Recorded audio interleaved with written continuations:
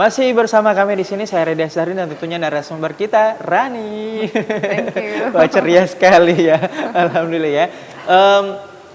Tadi nih sempat kepotong, boleh dilanjutin? Boleh, saya lanjutin sekarang ya. Tadi kepotongnya pas lagi jadi pengen jadi sampul majalah ya, oke. Nah itu kita cuman iseng aja, temen nyuruh untuk ikut aja, siapa tahu itu bisa lolos kan. Ya udah, pas udah ngirim ternyata ada surat yang datang ke rumah, agak kaget sih, loh kok bisa lolos gitu ya, masuk semi-finalis. Itu untuk ajang apa? Pemilihan sampul majalah. Oh, pemilihan sampul majalah. Gadis sampul ya? Gadis sampul ya, majalah gadis ya. Nah, itu habis itu masuk semi-finalis, ada penjurian. Waktu itu belum langsung datang ke Jakarta, tapi lewat telepon dan segala macam, ngirimin paper atau segala macam ya untuk ya keseharian, kegiatan, biodata diri. Akhirnya lulus sampai ke finalis. Nah, ada 20 finalis nih yang berangkat ke Jakarta dan akan karantina. Waktu itu aku dari Indonesia Timur satu orang aja yang lolos dari. It sounds great. Yes. Wow. You did it. Iya, tapi itu adalah awalnya aku di dunia itu gitu loh, dunia yang sama sekali aku pun jalan di catwalk pun nggak pernah gitu loh. Oh gitu? Nggak pernah foto atau apa, jalan di catwalk juga nggak pernah. Tapi itu adalah momen yang aku bikin, oh ternyata aku bisa ya sampai sini ya. Jadi waktu itu aku datang ke Jakarta. Ini ajaib juga nih. Iya makanya nggak nyangka juga iya. Kok bisa ya kayak gini ya. Terus sampai ke Jakarta, abis itu karantina. Walaupun nggak menang juara 1, tapi hadiah waktu saat karantina itu udah kayak banyak banget gitu loh. Udah kayak seneng banget gitu. Jadi untuk nyari pengalaman, itu udah cocok banget untuk ikutan-ikutan seperti itu. Nah selanjutnya setelah dari gadis sampul itu, rentetannya ke belakangnya ini apa? Kebetulan karena ikut seperti itu, jadi kayaknya percaya diri itu agak nambah gitu ya. Jadi percaya dirinya agak nambah, jadi kayak pengen gitu ikut-ikutan yang lain. Mulai ikut Darah Daeng, pemilihan di sini di Makassar. Tingkat lokal ya? Iya, tingkat lokal. Tapi ya kenapa sih kita nggak harumin Makassar gitu ya? Ikutan juga gitu loh, untuk asal tahu aja gitu loh adat dan juga kebudayaan di menjaga tradisi ya dan kearifan lokal ya, seperti itu. Alhamdulillah menang juga, juara 2 tapi. Wah, Masya Allah. Tepuk tangan deh. Thank you. Jadi Darah Daeng kota, kemudian lanjut Darah Daeng provinsi. Terus abis itu sempat juga ikut, kalau ini sih dari sekolah sih ya, karena aku ikut eskul di Paskibra. Paskibra juga? Iya. Jadi multi talenta betul. Jadi ikut, waktu itu disuruh ikut juga untuk Paskibraka, jadi pasukan pengibar bendera pusaka. Tapi lolosnya itu sampai di tingkat provinsi aja. Kalau Paskibrakanya ini kebetulan atau emang suka atau gimana sih? Pas di sekolah ikut ekstrakurikulernya gitu loh. Jadi karena ikut eskul Paskibra sekolah, ya udah ada ada untuk ke sana, ada momennya untuk mendaftar dan bisa menjadi Paskibraka. Jadi kenapa enggak dicoba gitu. Oh, jadi enggak dijorokin ya, enggak dipaksa ya. Berangkat dari hati ya buat Paskibrakanya ya. Maksudnya ya kenapa enggak sih dicoba semua gitu loh. Karena waktu dulu mungkin SMP tuh sama sekali percaya diri tuh nggak banyak sebanyak SMA gitu loh. SMA udah mulai mencoba hal-hal yang baru, hal-hal yang beda gitu, out of the box lah pokoknya. Tapi deserve kok, tinggi, cantik. Itu kebetulan aja. Editan. Nah, kita kembali ke profesi MC nih. Itu pada saat nge-MC awal-awal kan, itu eventnya boleh di flashback gak? Saat itu event apa dan itu sebabnya siapa yang manggil nih? Oke. Nah ceritanya sih agak lucu ya, karena dulu ada event waktu aku setelah Gadis Sampul itu, ada event yang mempertemukan aku sebagai salah satu pembawa acara, bukan pembawa acara sih, salah satu pengisi acara. Yang IO-nya itu ngelihat aku, kayaknya kamu bisa nge-MC deh gitu loh, kamu kenapa nggak nyoba gitu untuk MC. Ya udah aku coba nge-MC, tapi waktu itu masih grogi, totally grogi itu 100% lah pokoknya, grogi banget gitu. Waktu itu aku langsung ditandemin sama Kak Viko. Oh Kak Viko, wow, hai Kak Viko. Siapa Kak Viko dong? Dia itu sangat-sangat apa ya, sangat-sangat pokoknya Nggak bisa dilupain andil ya. banget lah pokoknya. Banyak banget andilnya dalam dunia MC saya, pelajaran MC saya. Karena saat itu yang namanya brain freeze mungkin ya. Pas opening brain freeze itu benar totally brain freeze. Kak Viko dengan santainya dia tetap membawa, tetap merangkul aku. Kamu bisa, kamu bisa, kamu bisa gitu. Akhirnya ya walaupun mengecewakan mungkin ya, tapi setelah itu jadi pembelajaran bahwa kalau kita grogi, aku harus lakuin ini, aku harus ini. Kalau misalnya aku blank, aku tinggal lihat ke partner aku. Untungnya Kak Viko udah handal banget kan, udah langsung bisa mencairkan suasana tanpa membuat tapi saya kita tahan dulu. Ya pemirsa, jangan kemana-mana, tetaplah bersama kami di Net TV Sosial dalam program Bukan Perempuan Biasa.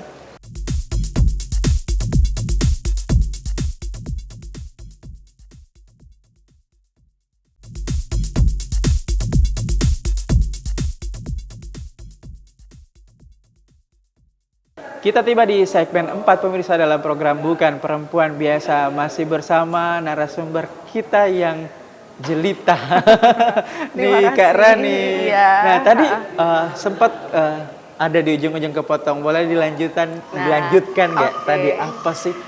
Ini sebenarnya bukan mau pamer atau apa ya, tapi bisa mungkin untuk yang di rumah jadiin pembelajaran bahwa semua orang itu ada proses groginya gitu. Sampai sekarang pun kita masih bisa grogi, masih sering grogi malah tergantung event-eventnya.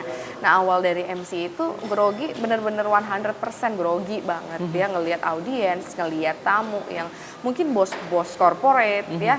Dimana aku masih baru banget ya, umur mungkin masih 17-18 tahun newbie banget ya.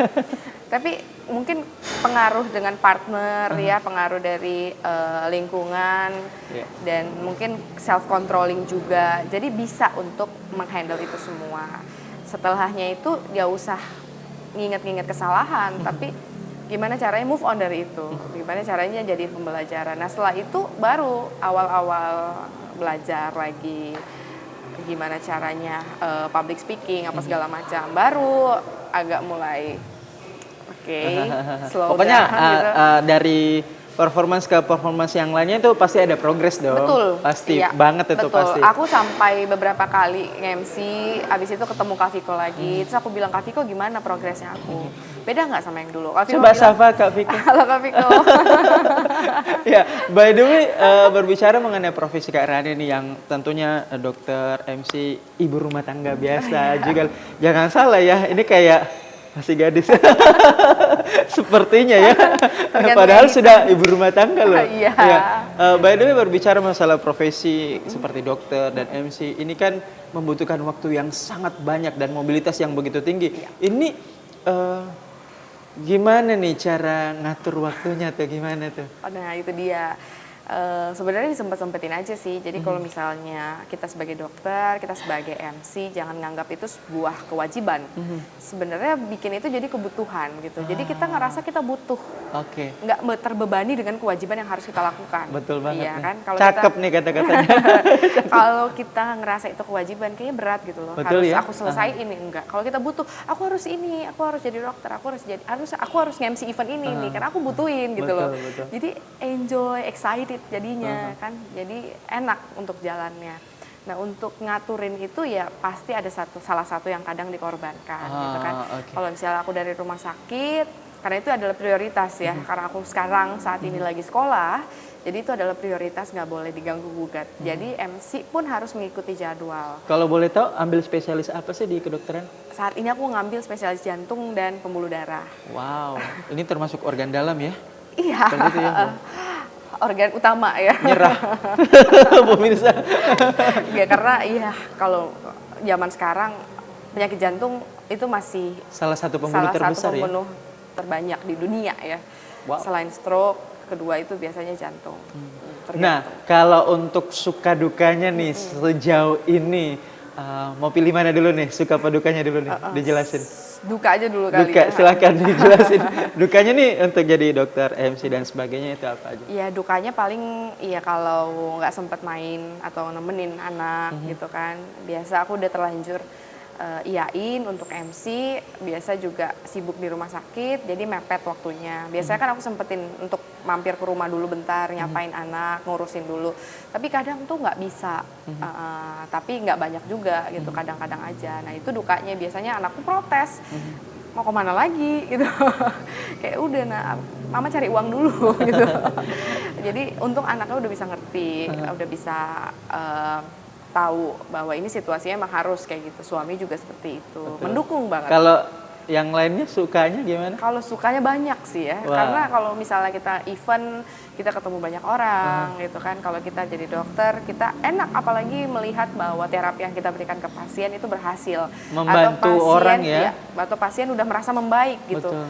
Dengan mungkin berbicara dengan kita, memberikan atau memberitahukan keluhannya, itu udah sebenarnya kepuasan diri sendiri dari dokternya melihat bahwa wah udah ada perbaikan nih dari pasien. Itu suka banget pasti, seneng banget. Apalagi kalau misalnya ditambah dengan seneng hobinya juga tersalurkan gitu loh. Luar biasa. Kalau quality time-nya nih kalau bersama keluarga dan diri sendiri itu apa aja nih biasa dilakuin untuk quality time-nya? Nah, ya sih kalau misalnya sekarang kita ngobrolin kalau orang-orang tuh pasti butuh me time ya. Iya, betul. Butuh me time. Nah, kadang aku juga butuh banget yang namanya me time. Tapi semenjak udah berkeluarga, me time itu kayaknya jadi tersier gitu. Jadi bukan primer lagi. Malah lebih senang kalau kita ngumpul sama anak. Jadi quality time-nya kadang pun di rumah aja. Aku kan suka ngajak main gitu kan. Anak aku tuh aku nggak biarin dia main sendiri. Kalaupun dia main mobil-mobilan, main apapun itu, aku selalu nimbrung. Aku bilang ini apa, yuk kita main bersama gitu. Nah itu aku udah jadiin quality time-nya aku. Gitu. Oke, kita break dulu ya. Pemirsa jangan kemana-mana, tetaplah bersama kami di Bukan Perempuan Biasa. Stay tune on Net TV Sulsel.